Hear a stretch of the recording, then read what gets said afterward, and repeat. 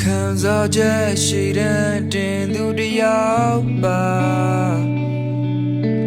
ကိုမသမျှတွေမပြူပြင်းနိုင်တဲ့အခါရင်ဘတ်ထဲကတရားများ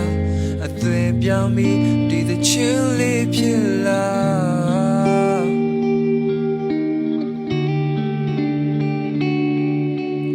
ယုံစားမိလူတိုင်းအပေါ်လွန်ကဲစွာအမှန်တရားကတကယ်တမ်းမချုံမြိန်တဲ့အခါငါမပြောင်းလဲပါရင်တိုင်းပဲနာကြည့်ချက်တွေအချင်းဖြစ်ရေးဖွယ်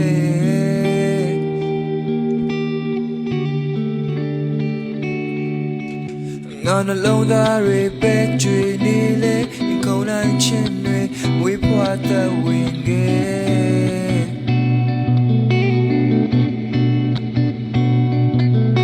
မတွေ့ညီဖို့ငါတွန်းလှန်နေလေဒါငါဘဝပါတီးသွားများနောင်ဖွယ်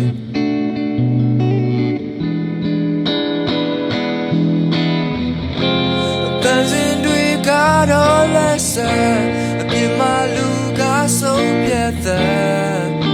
အမှန်များနဲ့ငါဘဝစာမျက်နှာချက်ချီကံများထွက်ဘာလို့နေ